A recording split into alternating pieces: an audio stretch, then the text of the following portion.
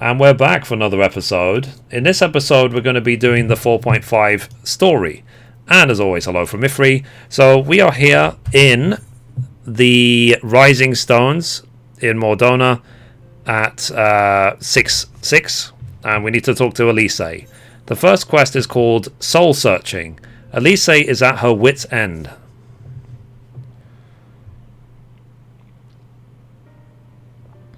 I'm glad you've come, though I'm afraid there's little in the way of good news. After you left, we reached out to both the Alchemists Guild and Stillglade Fane and attempted all manner of treatments. But the results were always the same. Whatever the answer is, it's not alchemy or conjuring. Why did it have to be Y'shtola and Urianger and not me? Out of all of us, they are the ones who could feasibly have solved this puzzle. And Alphino's still missing. Gods, it's all going wrong. Where do we even start? A grave situation indeed. Might I be of some assistance?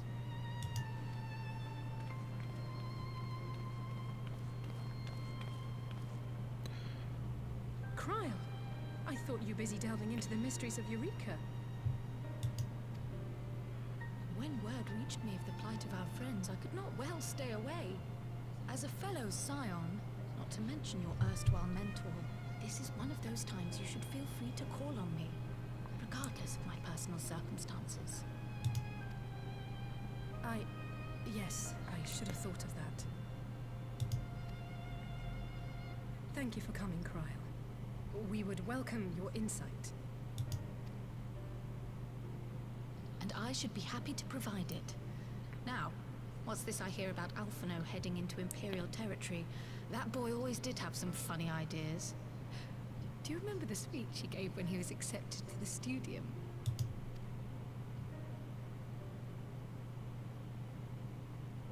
My life's goal is naught less than the salvation of this star. I like that. That's funny.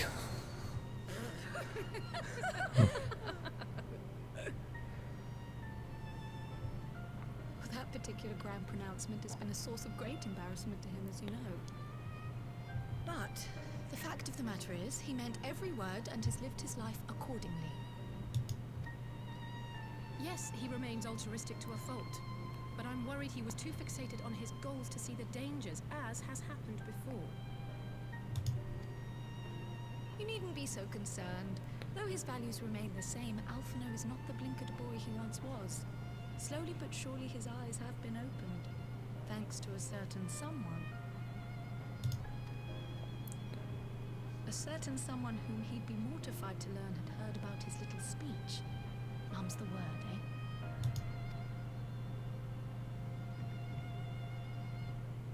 Right, I'd better have a look at our patients. They're in the infirmary, I assume. I'll need absolute quiet, so it would be best if I did this alone. If you'll excuse me.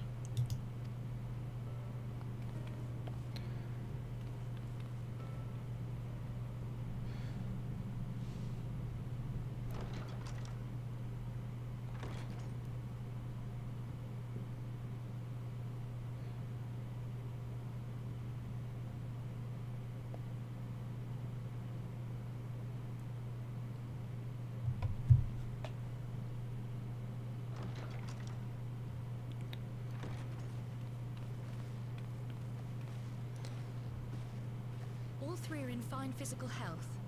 At a glance, I would say they were merely sound asleep. Except for the fact that I couldn't sense the slightest trace of them in their bodies. It's as if their souls have taken leave of their physical forms. Ah, yes. The Elder Seedseer made a similar observation. I've read the report. When you heard this mysterious voice, you described feeling as if you were somewhere else, yes? If we assume the ether which comprises your essence is being drawn to some other place, then it may be possible to follow the trail it leaves behind, just as we did in our search for Thancred. I wasn't around for that, but I can't imagine it was easy.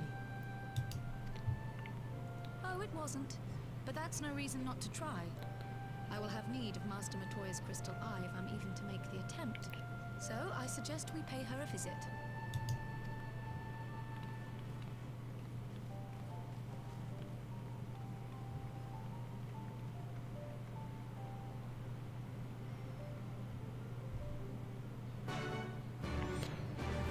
Okay, cool.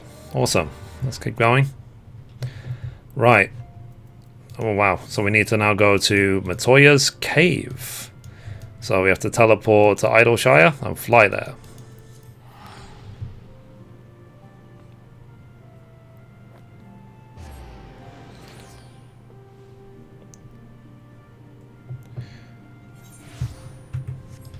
So the story is one of my favorite parts of Final Fantasy XIV. It's always good having it in the game. Leads you on a weird and wonderful adventure. Some of it's voice acted, but not all of it can be, because simply there's too much content in the game. Like the game would be some 500 gig install if it was all voice acted.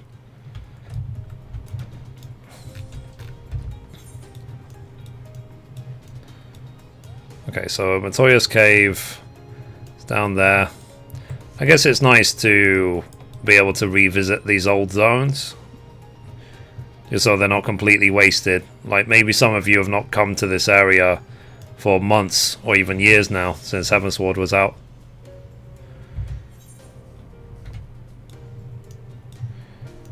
Okay, so let's go.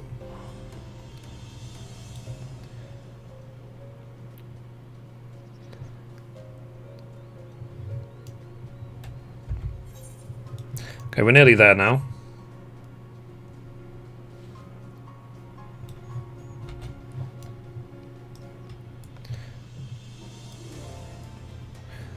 Okay, so this is the way to Matoya's cave.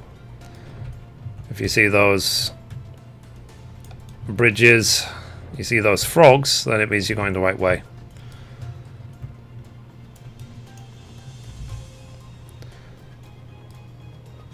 I say that and then I fly the wrong way. Anyway, let's talk to Elise. So, I'd heard Master Matoya was something of a recluse, but it seems... this seems extreme. Still, I'll happily overlook her eccentricities if she agrees to help us.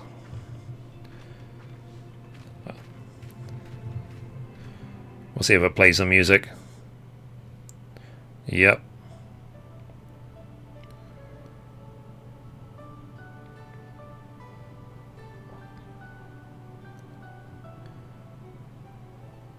Come to disturb my peace again, have you?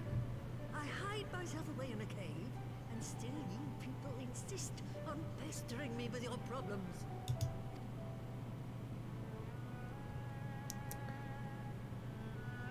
Oh, I mistook you for young what's-his-name, but I see now you're the sister. Weren't you supposed to be the lively one? I've seen happier faces at a rain-sodden burial. Lol. Well, I'm sorry to dash your expectations, but the situation isn't exactly conducive to gaiety. I know big words too. Ah, that's more like it. Stoller used to spit and hiss like a wildcat too. Better for a young thing like you to be filled with fire and leave the doom and gloom to your elders. Now, what exactly does this tragic situation of yours have to do with me? If I may, Master Matoya, we have need of your crystal eye once more.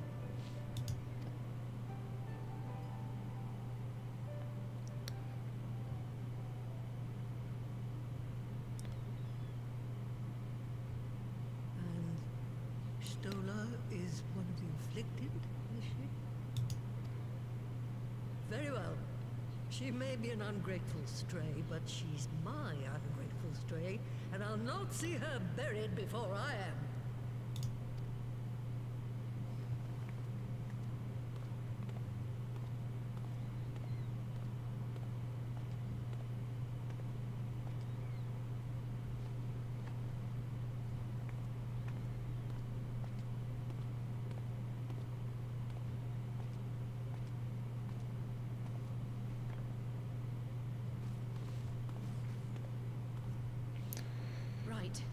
let us see what we can see. I'll begin from where our friends first fell, and cast my senses out from there.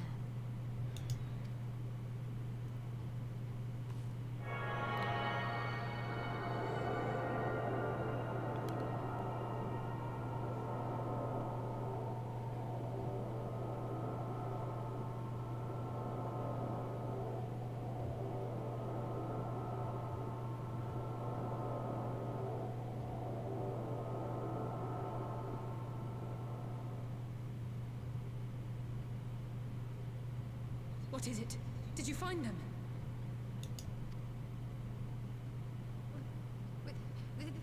This doesn't make sense. But how is it even possible? How is what possible? Kryl, what did you see? The threads, they just ended. And no, I didn't lose track of them. I followed them as far as they went. It's as if they were cut off.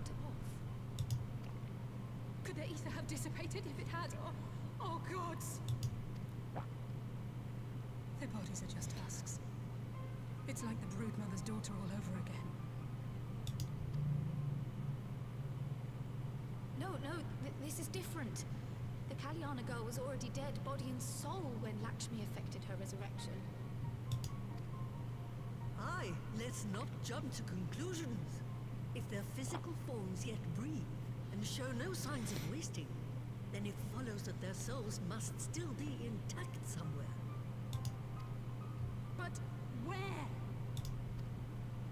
That's the question, isn't it, girl? Death has not taken them to the ethereal sea, yet there are no tracks left for us to follow.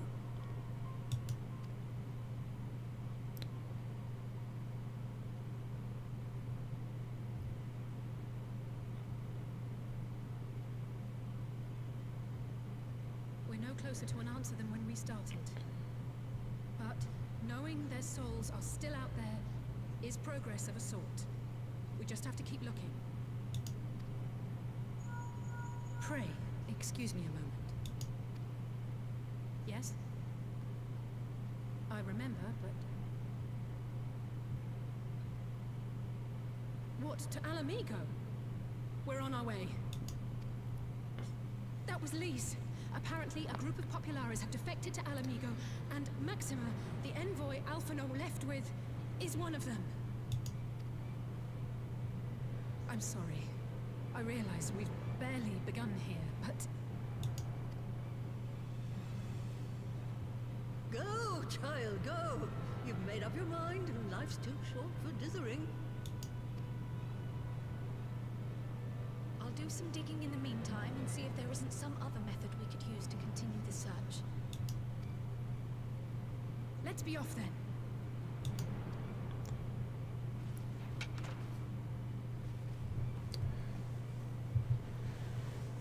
Oh, not again. The enchantment barely seems to take these days. I chalk it up to old age, but I rather doubt it's that simple.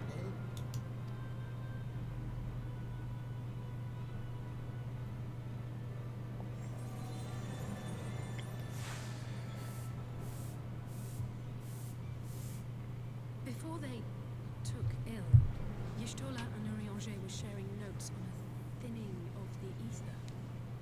It seems to be happening all over. Does it now?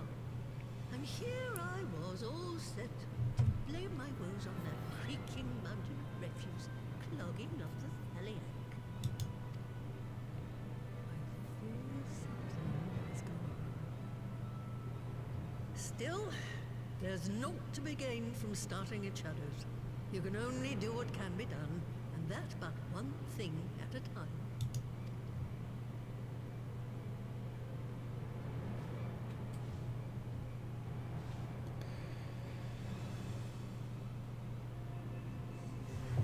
Okay, so let's talk to Elise. So that was the woman who tamed Y'shtola. I had the distinct feeling of being grabbed by the scruff of the neck and having the nonsense shaken out of me. When Alphanod is back, I'd like to visit again and ask her what tales she has of grandfather. Awesome. Our soul searching done. So next quest is called A Defector's Tidings. The news from Alamigo has left Elise in a state of nervous excitement. So I almost can't bear to hear what Maxima has to tell us. But it can't be bad news, can it? Lise would have said, unless there's no point speculating. Lise said that she'd notified the guards of our coming, so we should head straight to the palace gate in the Alamigan quarter. I'll be praying for good news. Learn what you can about Alphinaud's plight, and leave the search for our friends' lost souls to me.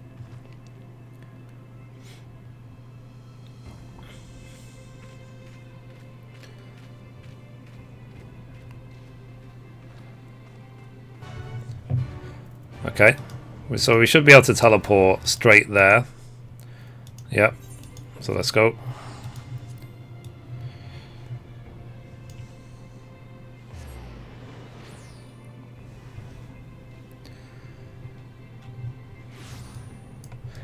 Awesome.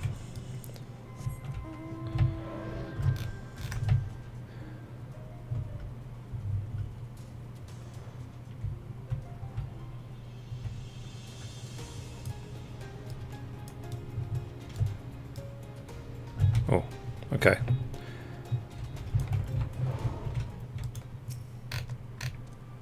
So, greetings, Scions. The commander told me to expect you. Shall I show you in? Yep.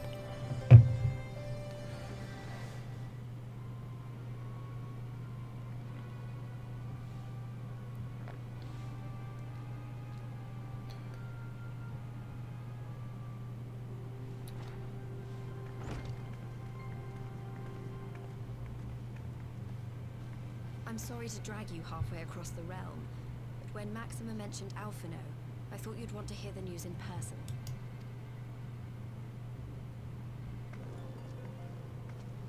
Ah, we meet again. Though I was hoping our reunion would be under more auspicious circumstances. What happened to my brother? Where is Alphinaud? Straight to the point. She doesn't even say hello back. Never fear, my lady.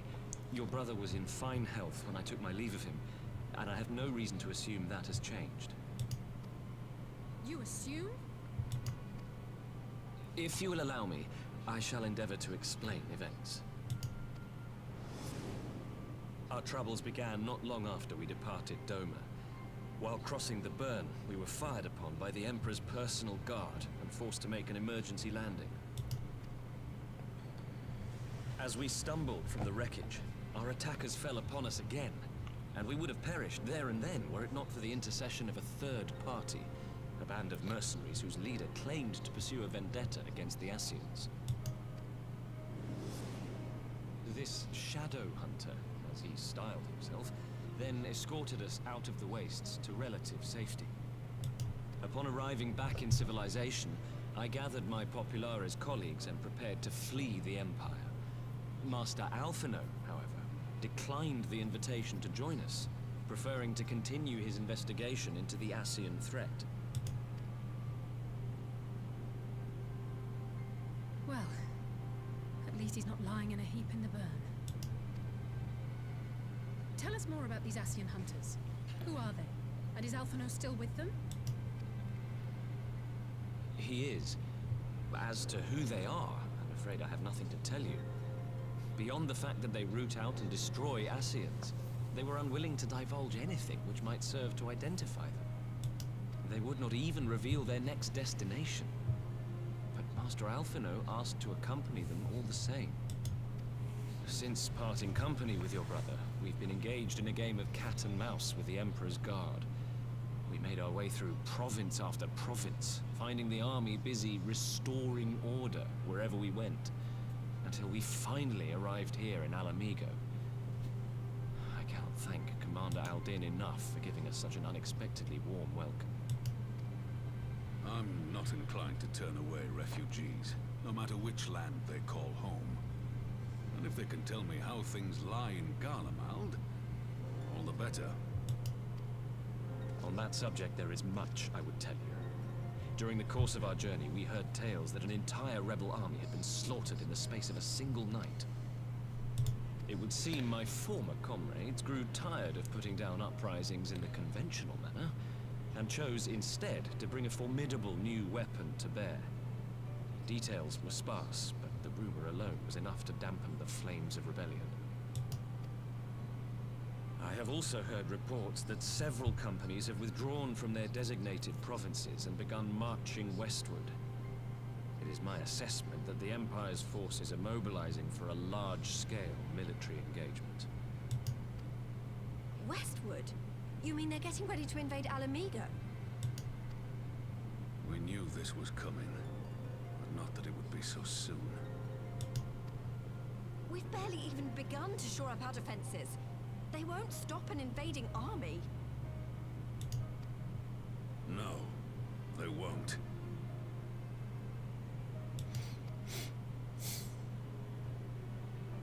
Dispatch messengers to the Alliance leadership requesting reinforcements, and send word to our officers in the field to hasten completion of those border fortifications.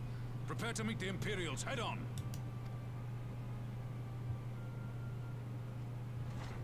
No matter how quickly we act, we still want for time. When the enemy comes into view, our best recourse will be to open negotiations with their commander, and see that the ensuing proceedings take as long as possible.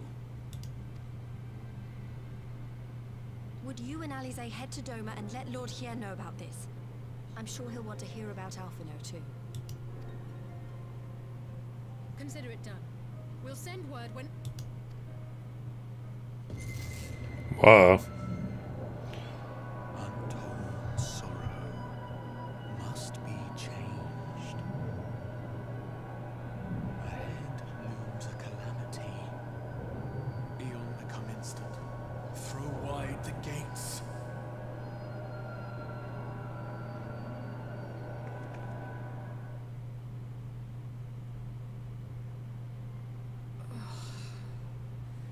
You heard it too. Well, at least we're both still standing. Oh, thank the gods. I thought we'd lost you for a moment there. Why does this keep happening? I wish I knew. Nothing we've tried has brought us any closer to an answer. We'll keep working on it.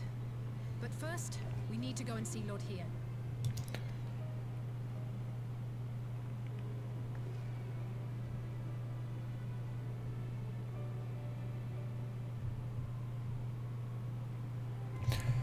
So was that brain freeze? Too much ice cream. Fine. My chocobo would just stand in the way. I see how it is. So Alphanode is safe for the present at least. Now all we need to worry about is a full-scale Imperial invasion. I'm actually glad Least tasked us with visiting Lord Hien. Better to be dashing from place to place and sitting around stewing over things we can't change. To the Enclave. Okay, let's go.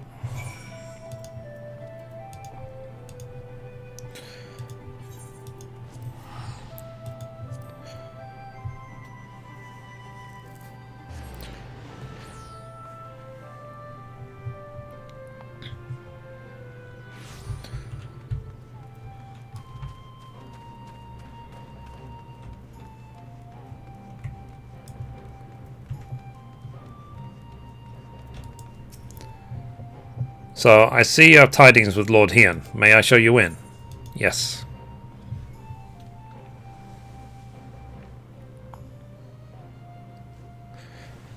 Okay, let's go.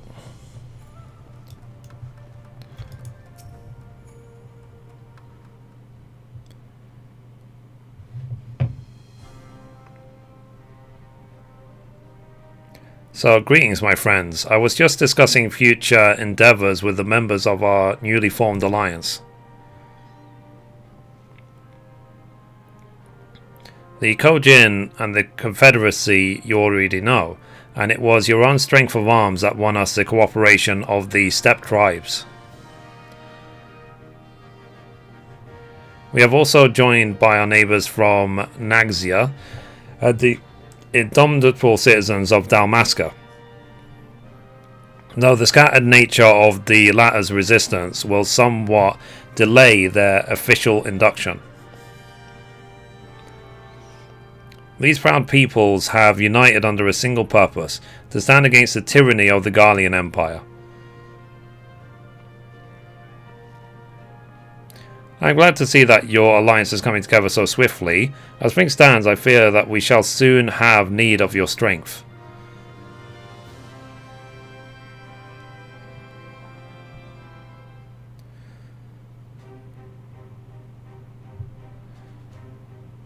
So, I thank you for bringing me news of Alphanode. His fate is never far from from my thoughts, and not only because he is our emissary.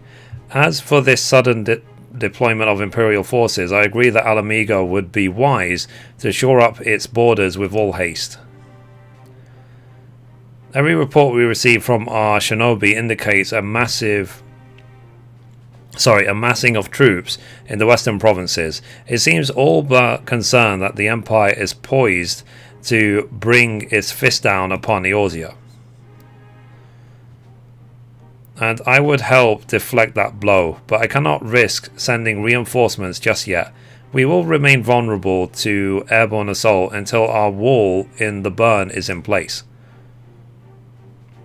The all-important Allegan energy barrier. The energy barrier, yes. I thought to call it something more auspicious. A name drawn from the four lords of legend, perhaps. Seiryu's Aegis, or some such. Well, just a thought. The Ironwork engineers report that they have finished calibrating the generators and are ready to proceed to the testing stage. Have you time to attend the first test? You've seen the field which protected Aziz La firsthand, and I would be interested to hear how you think ours compares.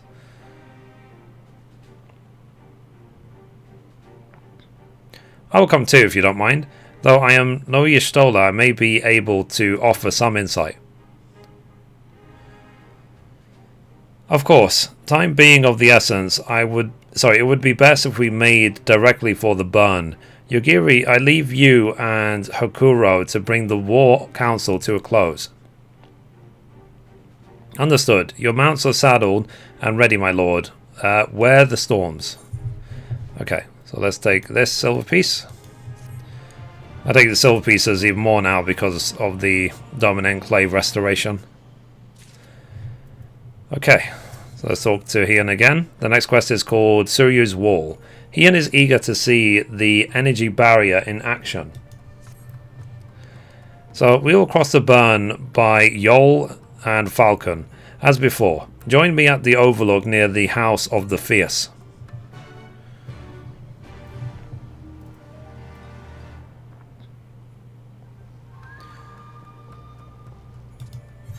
Okay, so let's teleport.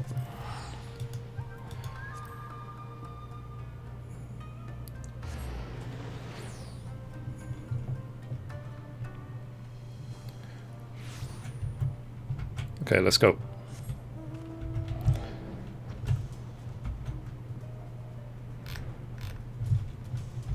Oh, sorry. Did I go the wrong way? Probably. Aha, this way.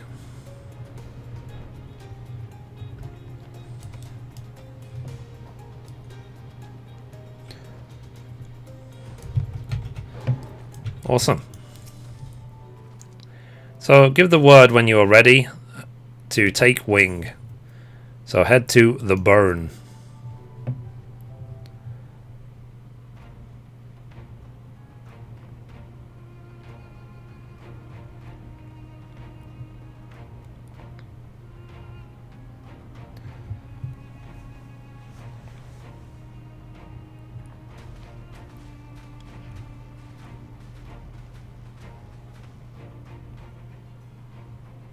Seems the engineers have matters well in hand. Should the barrier work as we intend, Doma will be free to reinforce her allies in Alamigo without fear of weakening her own borders. Honored friends, the time has come to put your hard work to the test. Start the generator.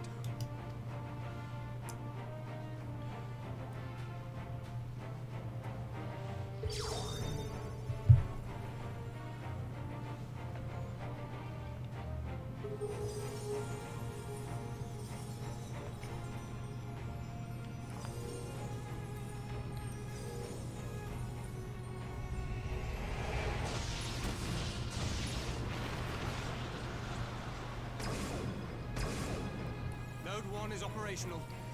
Nodes 2 to 8 are reporting similar energy levels. The barrier is forming.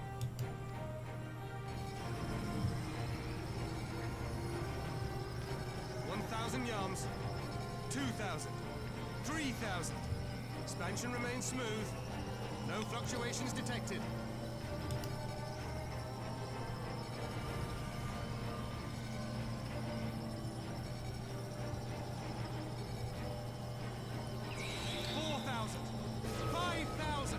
Target altitude reached.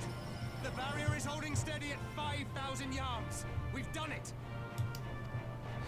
So, as long as they take their airships to 5,001 yards, they can invade all they like.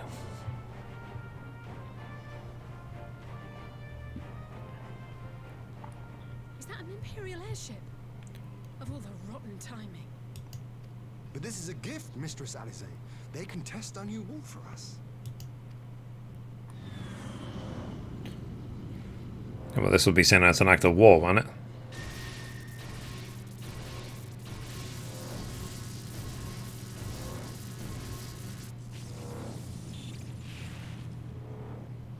Seems solid enough, though I was hoping for a fireball.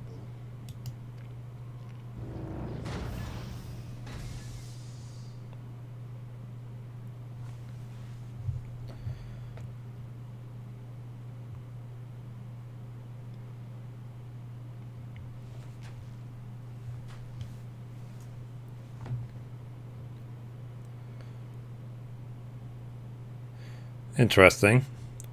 Well, it's a good thing there wasn't a fireball then. By the gods. It's Alpha now. What are you?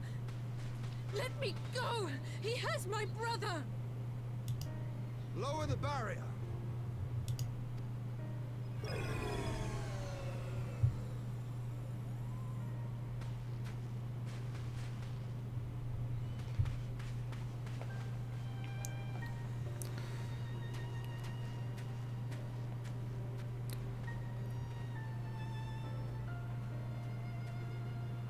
Be at ease, girl.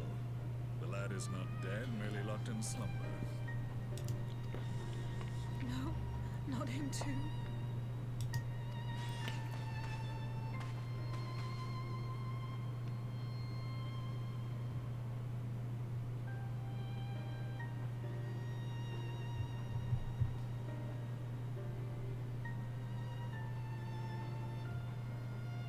We could identify no cause and found no remedy.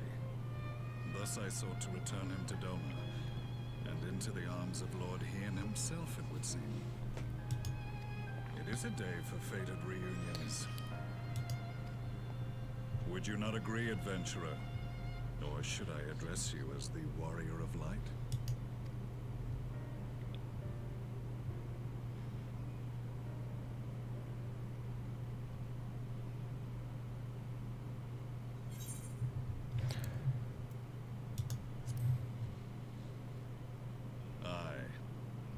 Van Baelsar, the Black Wolf. That was the title I was given. One I have long since relinquished. So they were both right. Stand down. The legatus of the 14th Imperial Legion died in Castrum Meridianum. I am no more than Gaius Baelsar, a man without rank or allegiance. Impossible. There's no way you could have survived. Do you remember how it unfolded? How I was deceived by La Habrea? How I was convinced that reviving the Ultima weapon would allow me to bring peace to Eorzea?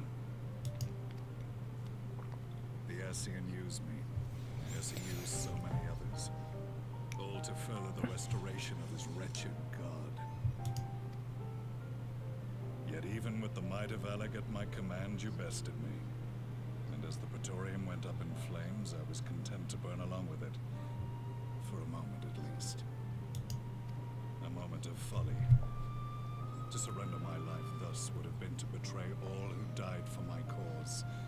It was for them that I dragged myself free of the rubble, and swore vengeance on the Ascians.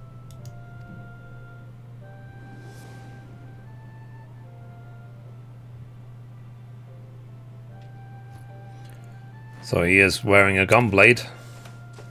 The Black Wolf has shed his pelt, never to return to Garlemald or her legions. I live now only to exact revenge.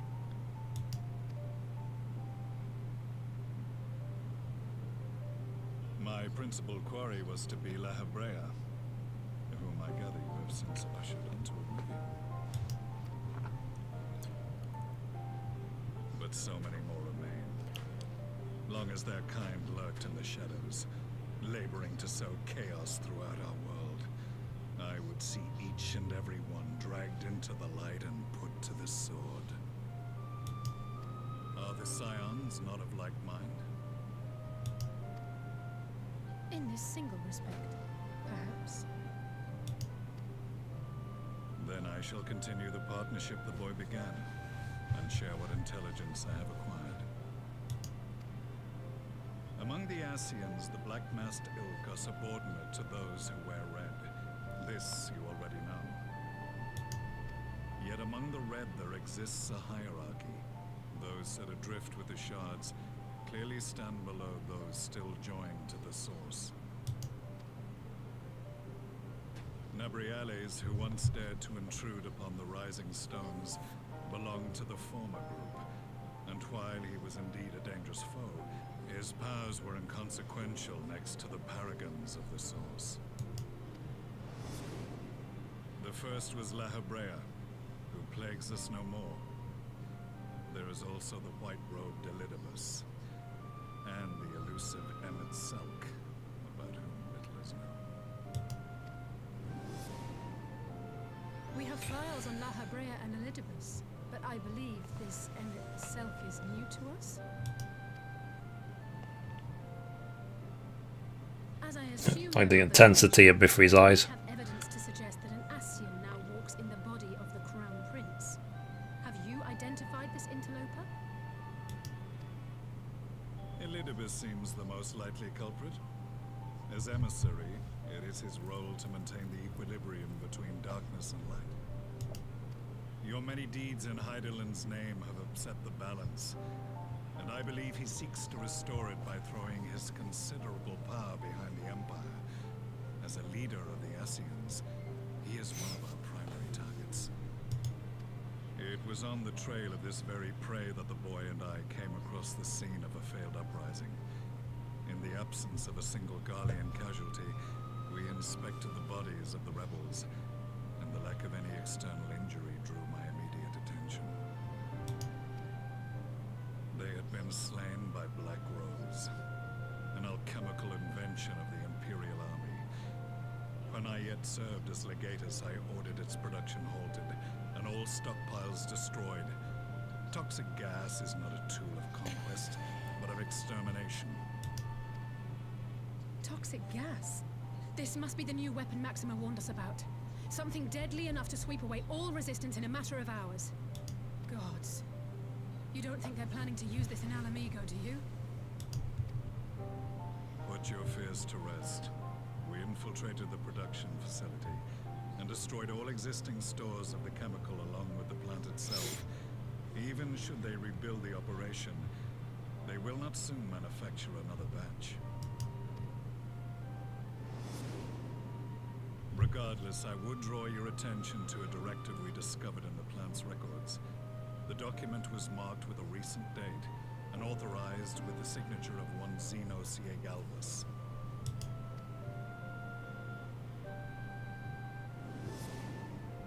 A dead man signing the death warrant for thousands. 'Tis bad comedy.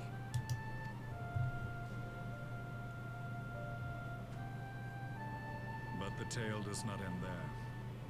Within that same facility was a chamber filled with devices of elegant design. Cloning technology, we realized. And what should we find in each and every incubator? But a young Emperor Solus. Eek.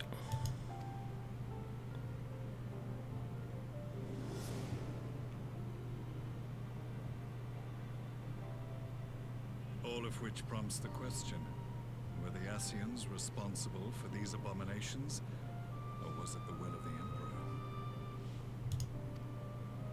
I must know which hand guides the Empire. Though I have given up my rank, I am yet a son of Garlemald, and I will fight for the future of my homeland.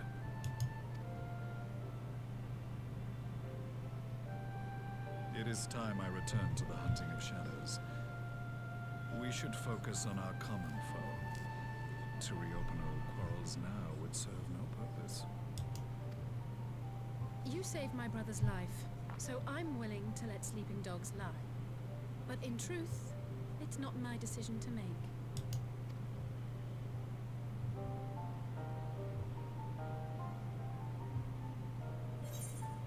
You're right, there's more important matters at hand. We'll settle this another time.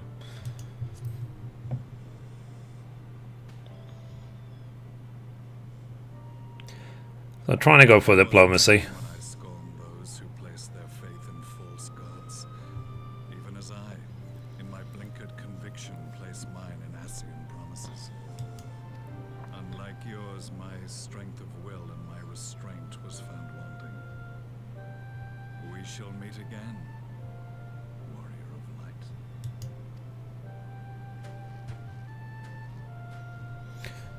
Very interesting. Very interesting. So that was the infamous Black Wolf. An unexpected ally, to say the least. I do agree. Well, I am content to leave the fine-tuning of the barrier to cleverer minds. Let us bid our friends from the Ironworks farewell, and see what can be done for Alphino back in Dorma.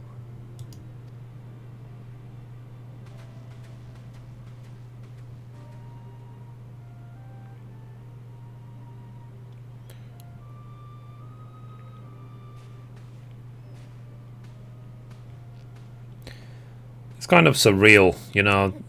It's sort of our enemy for what, 5 years? And then now he's a friend. And let's talk to him.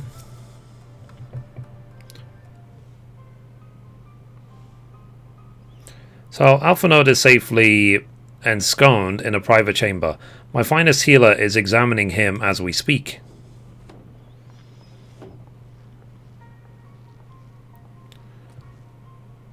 I've spoken with the physician, and there was no outward signs of illness. Alphanode is lost in a sleep from which he cannot be awoken, just like the others. It seems that even the lands of the Empire were not far enough away to escape that cursed voice. I share your frustration, at least say I do, but Alphanode is returned to us alive and otherwise unharmed. All that remains is to find the means to wake him.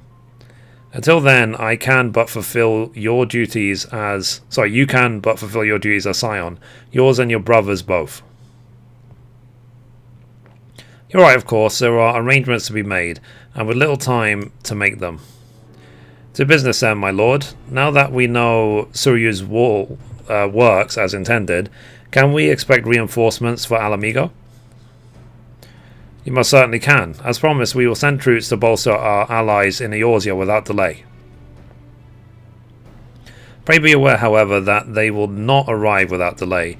Save for some few who boast teleportation magics, the bulk of our force must be transported by sea, a lengthy voyage for which the smaller vessels favoured by the Confederacy are ill-equipped. Accordingly, I mean to enlist the assistance of the East Aldenar Training Company in finding suitable ships. As for navigating the distances in question, we are in the happy position of being able to call upon those who plotted the cause of my people's exodus to Eorzea.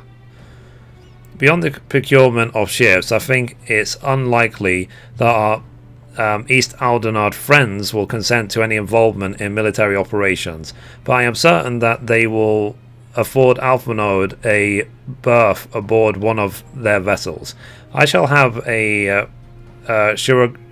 surgeon, basically, accompany him every ilm of the way up to the Rising Stones. You have my thanks, Lord Ian. Yugiri, I will go ahead with our friends to Alamigo, enlist all those capable of teleportation and put them at the disposal of the Eorzean Alliance as soon as possible. They will form the vanguard. Yes, my lord. This is exactly what we'd hoped for. Lys and the Alliance leaders will be glad indeed to welcome the combined strength of the East. Awesome.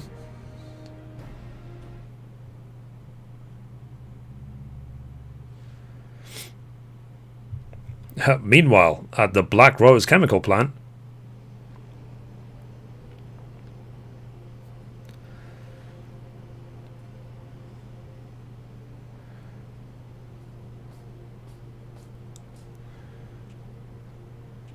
our supplies of Black Rose have been ruined, but the new plant is already under construction.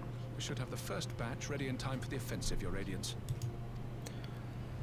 See that you do.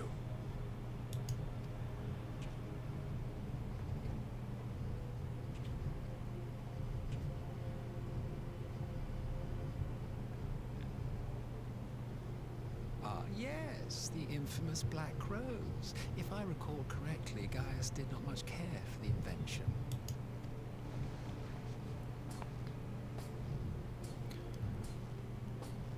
A ruthless and indiscriminate weapon indeed, this airborne poison. It seems you are capable of making decisions worthy of your bloodline.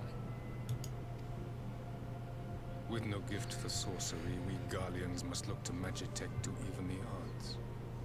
If it spares the needless deaths of our soldiers and serves the cause of this empire, there is no method I would not employ. I'm surprised he allows him to talk to him that way. How very noble of you. Truly, though, I must commend you for embracing your role as Emperor.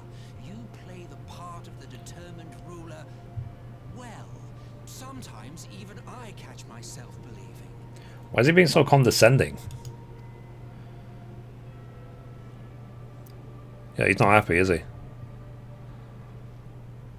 A silent agent of death. Now that I think on it, Black Rose may well possess the perfect aspect. Slowly but surely, the deluge of light has worked upon the ether here in the source, and the gas should be most susceptible to its influence. Well, I shall leave you to your own devices. Go forth and bloody the land with your grand and glorious war.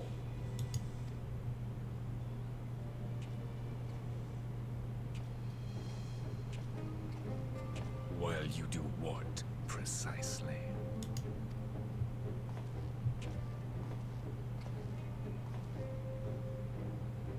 Need you ask? I will be doing what all Ascians do. Being ass. Oh, okay, carry on. I am well aware that your kind exists only to appear in the next calamity. But you seem oblivious to the harm your singular agenda causes to the Empire. You cannot have forgotten the events which followed your mortal demise.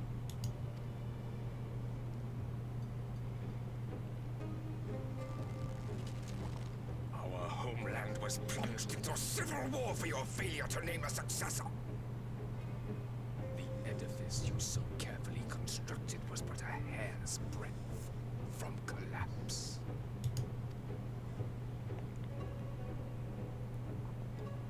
Are you truly so naive?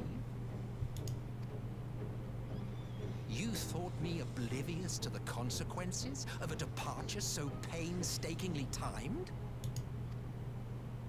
It was by design? Well, of course it was. Though I will admit the resulting panic exceeded even my wildest expectations. But how can you be surprised? Throwing the world into disarray was the very purpose for which this nation was, as you say, so carefully constructed.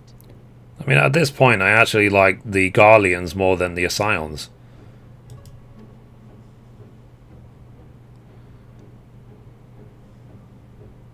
Now, if you have no further questions, I must be on my way.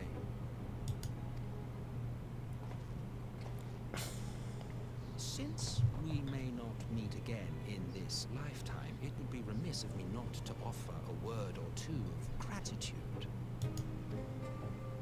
I really must thank you for this surplus of vessels. I can mold any host into my own image, but having bodies tailor-made for me in this fashion is so much less tiresome. You dabbled in elegant cloning techniques, yes? It certainly is a compelling, not to mention entertaining, field of research. And of all the options available, you chose the founding father on whom to experiment. You have a twisted streak to you, Varus, like grandsire, like grandson, eh?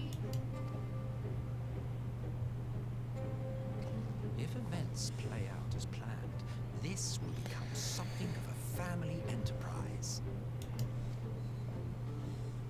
You will be the capstone of this world, I, the anchor and shard, and together we will give the lie to this star's fraudulent existence.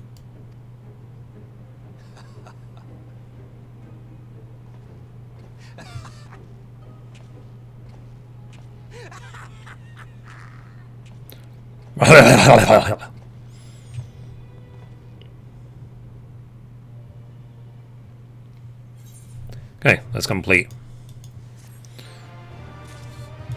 Okay, so I think that's a good time to end that episode. So, as always, goodbye from me, and goodbye from Mithrie. Bye, guys.